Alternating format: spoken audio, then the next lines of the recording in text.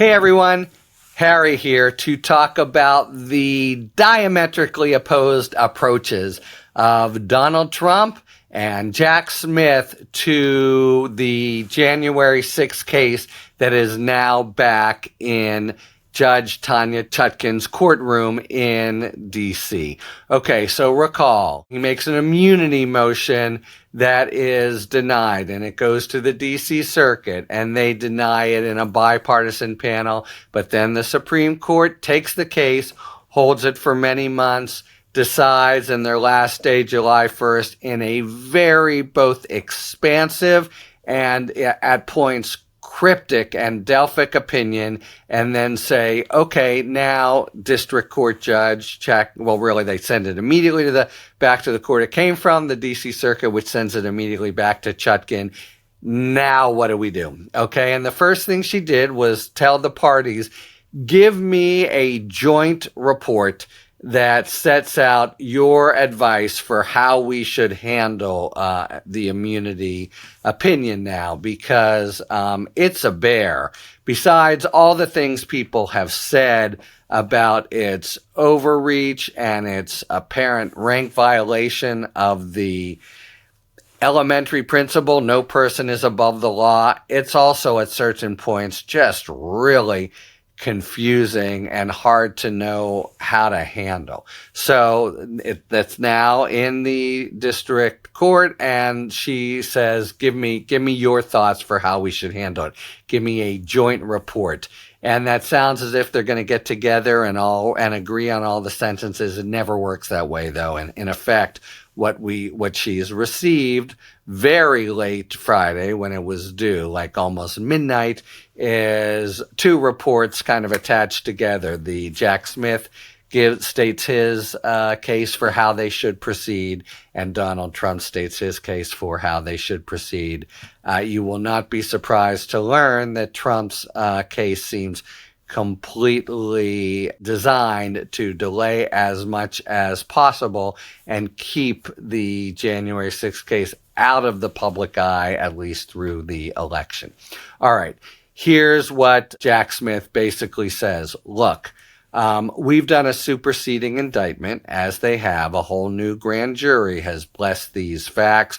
It's, I think, a very smart move, because in theory, it's okay to winnow down an indictment and just say the old grand jury already said as much. But there could be arguments about it. Is it different? Is it added to? And there's just an oomph to say another grand jury, the fifth, have now looked at these facts and actually delivered an indictment against Donald Trump. And the thrust of it, going back to the Supreme Court opinion, is to try to separate unofficial conduct from official conduct. That's the basic line of the Supreme Court, where you have sort of core official conduct.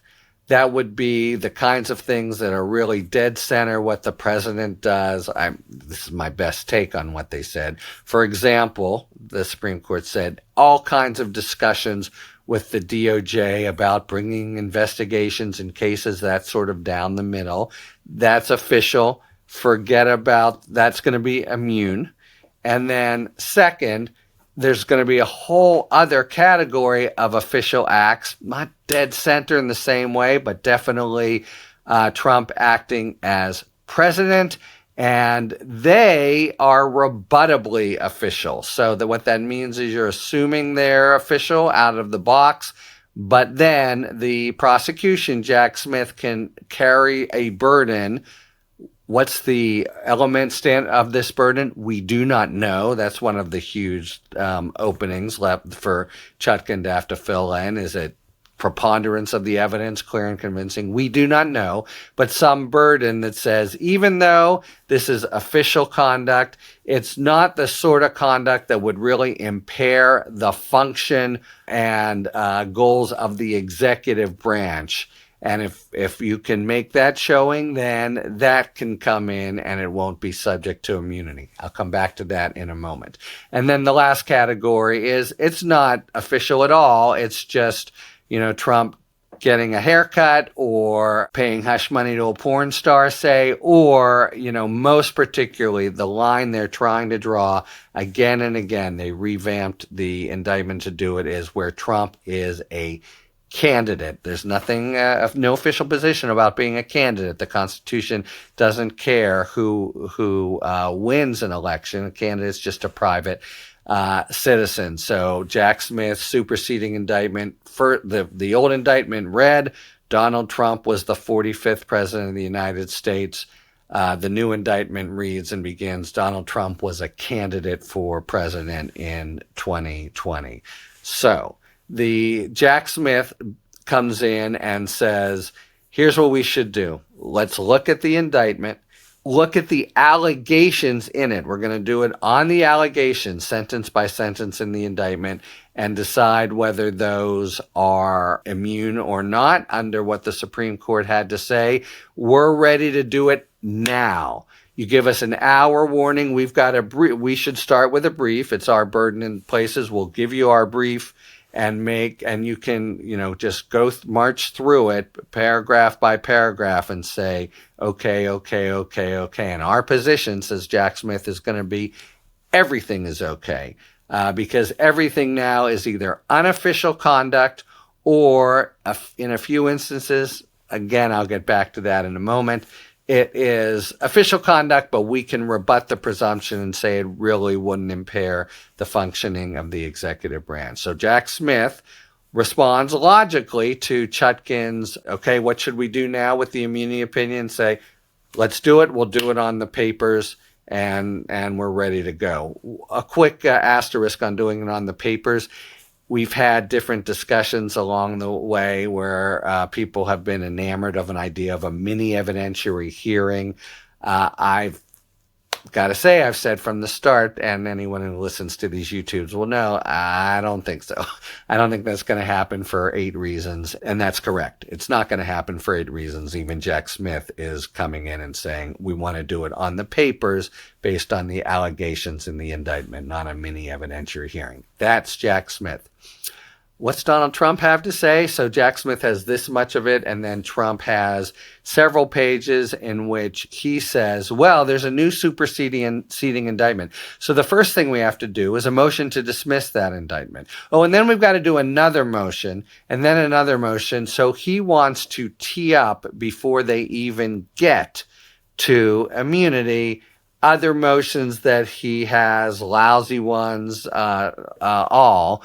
But he wants to delay as much as possible and say, let's do those first. If you think about it for a second, it's really both. It's sort of nakedly delay tactics, because the Supreme Court took the case from Chutkan, or the D.C. Circuit did, to decide immunity, decided it, sent it back to apply.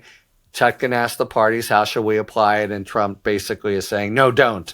Do these other things first. Jack Smith realizes that Trump is doing this. So he does say, he has a point, if you're going to indulge him on these others, let's do it concurrently. In other words, we're ready to go. If you want to do his sort of silly motion to dismiss based on the theory that Eileen Cannon applied in Mar-a-Lago, fine, but let's do it at the same time. So the first thing that should happen, or at least tied for first, is roll up our sleeves and go through the arguments about immunity. That's what we're here for, and let's really go through that.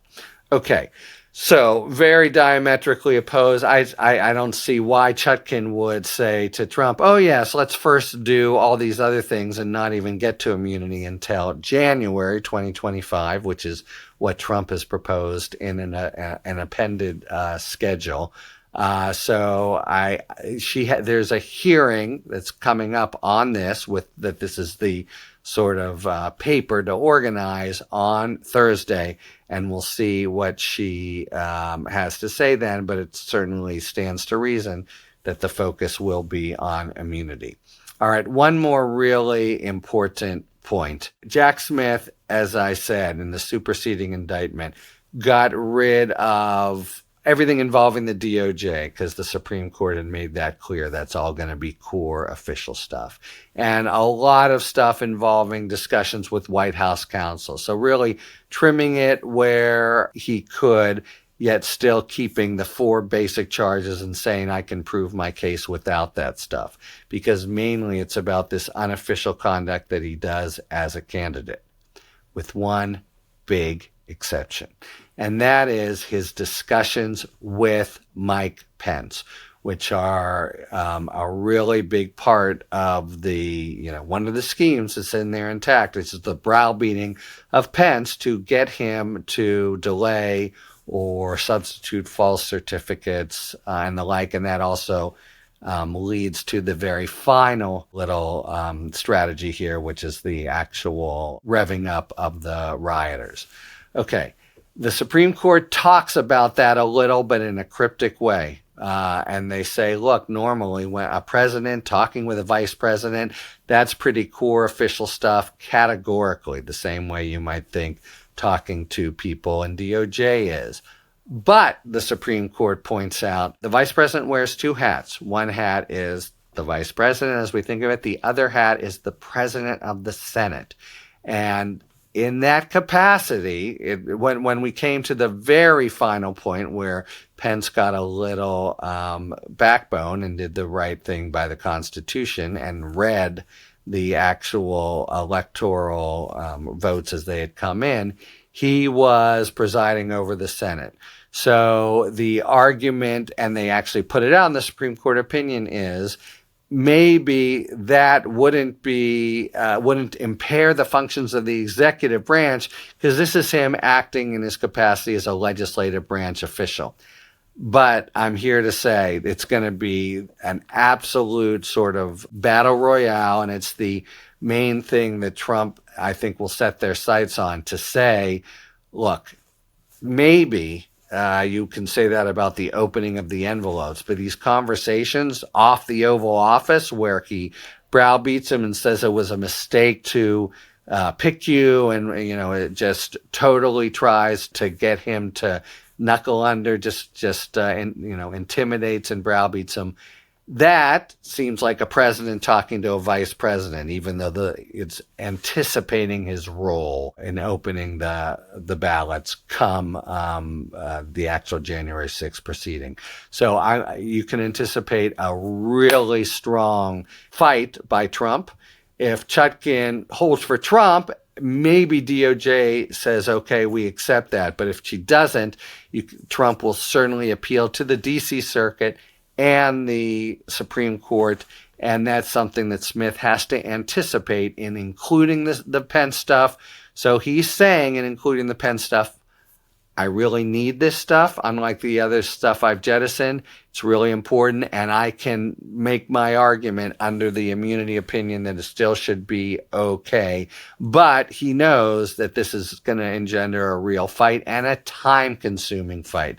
I think in including the Pence evidence, he is ready to do a trial later. It could take as much as 9 months or a year to do that up and down again. But of course, if Trump wins the election, all bets are off anyway. He'll shut down the prosecution. And if he loses, the time is not quite as pressing, right? He's got that time to work with.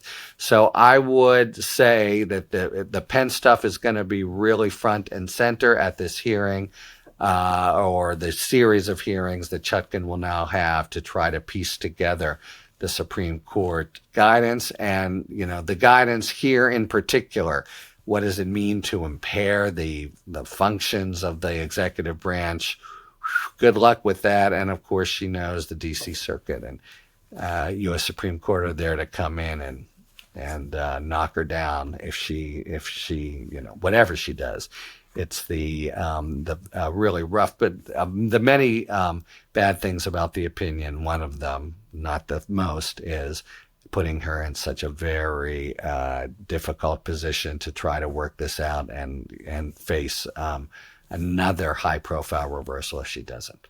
Okay, so Smith says, let's go right away, and we're going on the allegations. Trump says, let's do 3 other things and see you in January. And Chutkan will start this process and give us indications on Thursday. And if she starts with the immunity, keep your eye on the ball of the Mike Pence allegations and how Chutkan rules on them and what happens thereafter. Talk to you later. Thanks for tuning in. If you enjoyed this video and other Talking Feds content, please take a second to like and subscribe. Talk to you later.